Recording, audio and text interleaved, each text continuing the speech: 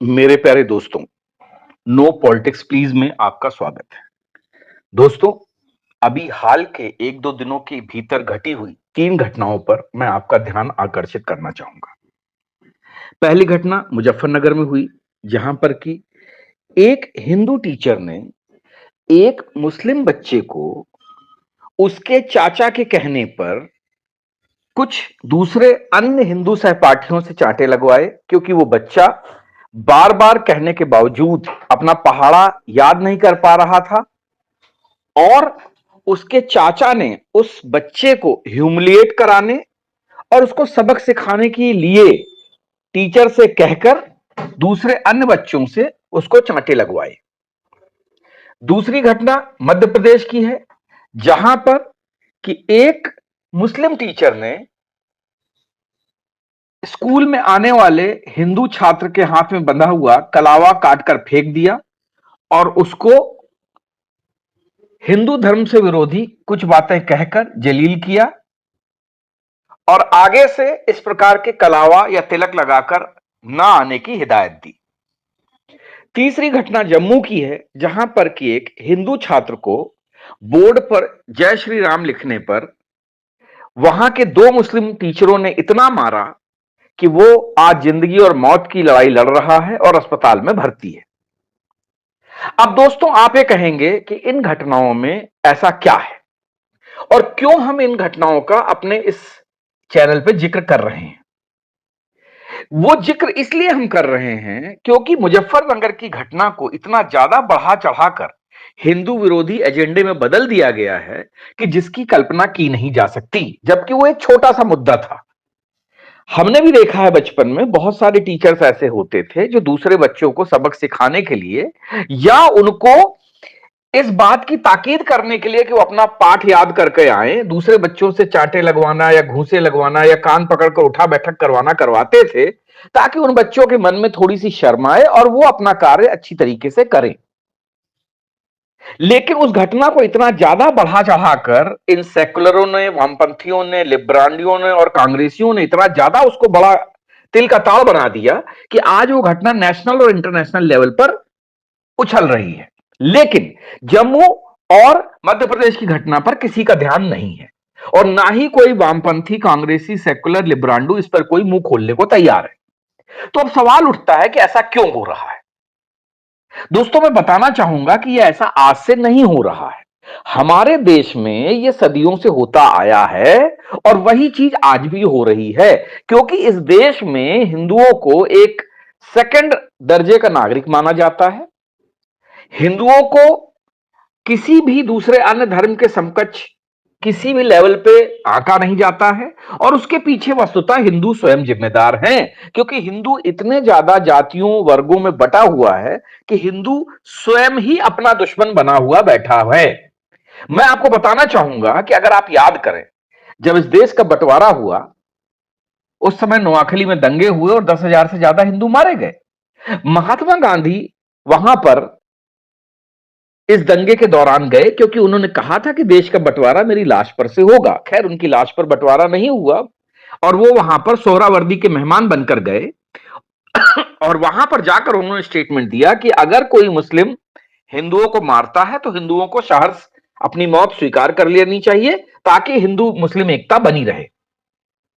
यही बात मोहनदास करमचंद गांधी ने तब कही जब पाकिस्तान से अब किसी तरह अपनी जान बचाकर आए हुए मुस्लिमों ने देश के विभिन्न भागों में डेरा डालना शुरू किया।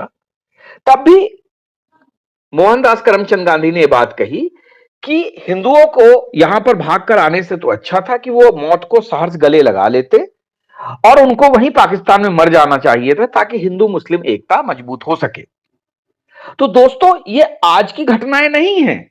आप याद करिए, जब नोआखली दंगों के विरोध में बिहार में दंगा हुआ तो जवाहरलाल नेहरू तुरंत उस दंगे को रोकने के लिए वहां पहुंच गए और उन्होंने हिंदुओं को बड़ी खरी खोटी सुनाई। और उसकी एक बड़ी फेमस घटना भी है कि जब एक लड़के ने जवाहरलाल नेहरू से इस बात के अगेंस्ट में सवाल किया तो जवाहरलाल नेहरू उसको मारने के लिए नदी तक में कूद गए थे। यह घटना ऐतिहासिक रूप से दर्ज है। तो दोस्तों, हिंदुओं को प्रताड़ित करना, हिंदुओं को डिमीन करना, हिंदुओं को सेकंड ग्रेड का नागरिक समझना यह आज से नहीं, एक जमाने से चला आ रहा है। और इतिहास भी इसी बात का गवाह है कि हिंदू ही हिंदू का दुश्मन है। इसमें मुस्लिमों की कोई गलती नहीं है, मुस्लिम वही कर रहे हैं जो उनके धर्म के हिसाब से सही है। लेकिन इन सारी घटनाओं पर जो हिंदुओं का विरोध होता है वो हिंदू ही करते हैं। मुस्लिम अपने स्वभाव के अनुसार जो कर रहे हैं उसमें कोई भी मतलब अतिशयोक्त नहीं है। आप याद करिए, महाराणा प्रताप अकेले अकबर से लड़ रहे थे, लेकिन दूसरे हिंदू राजा उन सबको देख रहे थे।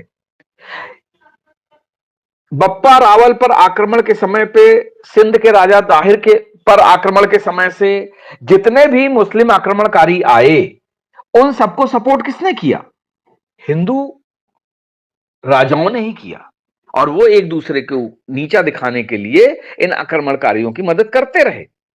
तो ये पुराने जमाने से चला आ रहा है और ये कोई नई घटना नहीं है। हिंदुओं को इस तरीके से डिमीन करने की ये योजनाएं सैकड़ों वर्षों से चली आ रही है और आज भी चल रही हैं। अब सवाल उठता है कि इन घटनाओं पर कोई क्यों नहीं बोलता? देखिए, पहले हिंदू जातियों में बटा हुआ है, इसके बाद हिंदू पार्टियों में बटा हुआ है। हिंदू कभी भी अपने अगेंस्ट में होने वाली किसी घटना से कोई सबक नहीं सीखता। क्यों? क्योंकि हिंदू वो कौम बन चुकी है जो अपने लालच के लिए, अपनी मक्कारी के लिए, अपने नाकारापन के लिए और अपनी कायरता के लिए किसी भी बात से समझौता कर सकता है। हिंदुओं को हो सकता है मेरी ये बात बुरी लगे, लेकिन सच्चाई इसी में है। क्योंकि हिंदू इन बातों को ध्यान ही नहीं देता। उसको जम्मू की घटना या मध्य प्रदेश की घटना से कोई लेना देना नहीं है। उसको तो मुजफ्फरनगर की घटना से लेना देना है, क्योंकि वो बड़े आराम से उस टीचर तृप्ता त्यागी को कोस सकता है, गालियां दे सकता है और हिंदुओं को गालियां दे सकता है, आरएसएस को गाली दे सकता है, बजरंग दल को गालियां दे सकता है, मोदी को गालियां दे सकता है, योगी को गालियां दे सकता है। लेकिन किसी भी लिबरल, सेक्युलर या वामपंथी हिंदू में इतनी हिम्मत नहीं है कि वो इन मुस्लिम जो हैं, चाहे वो आरफा खानम शेरवानी हो, चाहे सायमा हो, चाहे ओवैसी हो या कोई अन्य जो है मुस्लिम धर्मगुरु हो, उनके अगेंस्ट में हिंदू नहीं बोल सकता, क्योंकि उसको मालूम है कि अगर मैं बोलूंगा तो मेरी गर्दन कटेगी। है कोई ऐसा हिंदू जिसने कि सरतंज से जुदा वाली घटनाओं पर विरोध किया हो? नहीं करेगा, क्योंकि उसको इन घटनाओं का विरोध नहीं करना है। उसको उन घटनाओं का विरोध करना है जिसमें कि हिंदुओं को जलील किया जा सके। और ये हिंदू विरोधी मानसिकता ये आज से नहीं बल्कि सैकड़ों सालों से पनप रही है, क्योंकि हिंदू किसी दूसरे हिंदू को आगे बढ़ता हुआ नहीं देख सकता। ये हमारी जातिगत वर्गीकृत और हमारे जो कहते नहीं कि हमारी एक सबसे बड़ी समस्या यही है। हिंदू अपने धर्म को कोई तरजीह नहीं देता। धर्म उसके लिए सिर्फ उसके नाम से जुड़ा हुआ एक टैग मात्र है, जिसकी कि उसको कोई चिंता नहीं है। और जिन धर्मों ने अपने धर्म का विस्तार किया है, उसके सभी लोग इतने धार्मिक हैं कि अपने धर्म के लिए, अपने समुदाय के लिए, अपने समाज के लिए वो लड़ते हैं, उसके लिए वो स्टैंड लेते हैं और उसके अगेंस्ट में कोई बात स्वीकार नहीं करते। जबकि हिंदू ही एक ऐसी कौम है जो अपने धर्म के विरुद्ध, अपने जाति के विरुद्ध, अपने वर्ग के विरुद्ध, अपने भगवान के विरुद्ध किसी भी प्रकार की बातें, किसी भी प्रकार का अपमान सहन कर लेता है और उस पर बिना ध्यान दिए हुए सिर्फ आई मी माई सेल्फ के सिद्धांत पर चलता रहता है। तो दोस्तों, ये घटनाएं पहले भी होती रही हैं, आज भी हो रही हैं और आगे भी होती रहेंगी। आप याद करिए, ये जितने सेकुलर, लिबरल और वामपंथी हिंदू हैं, आजादी से पहले भी इसी प्रकार के लोग थे, इस प्रकार के पत्रकार थे। लेकिन उनमें से क्या कोई पाकिस्तान गया? नहीं गया, क्योंकि उनको पता है कि हिंदू मुस्लिम एकता की बात करना एक अलग बात है और मुस्लिमों के बीच जाकर रहना एक अलग बात है। आज भी ये जितने सेकुलर, लिबरल, वामपंथी, कांग्रेसी हैं, क्या ये कभी किसी मुस्लिम मोहल्ले में रहते हैं? नहीं रहते हैं, क्योंकि इनको ये ज्ञान हिंदुओं के बीच में ही रह के देना है, हिंदुओं को ही जलील करना है, हिंदुओं को ही गालियां देनी है, क्योंकि उनको मालूम है कि अगर ये दूसरी तरफ जाएंगे तो वहां इनका क्या हाशर होगा। आप याद करिए जोगेंद्रनाथ मंडल को, वो भी तो हिंदू ही था, दलित एकता का सबसे बड़ा चेहरा था, लेकिन जब वो पाकिस्तान गया तो उसका क्या हाशर हुआ। कांग्रेस क्यों नहीं पाकिस्तान गई? वो इसीलिए पाकिस्तान नहीं गई क्योंकि उसको पता है कि उसका धंधा सिर्फ हिंदू वाले क्षेत्र में ही पनपेगा और फैलेगा। मुस्लिम वाले क्षेत्र में कांग्रेस का धंधा ना पनपेगा ना फैलेगा। ये एक सबसे बड़ी सच्चाई है जिसको कि शायद अब धीरे धीरे हिंदू समाज स्वीकार कर रहा है। तो दोस्तों जागिए, इस प्रकार की घटनाओं का विरोध करिए। कोई भी हो, चाहे वो हिंदू छात्र हो चाहे मुस्लिम छात्र हो, अगर किसी के अगेंस्ट में गलत हुआ है उसके विरुद्ध बोलिए, लेकिन सेलेक्टिव आउटरीच मत करिए कि एक घटना पर तो आप मुंह खोलते हैं, दूसरी घटना पे आप मुंह बंद करे रहते हैं। ये एक गलत है।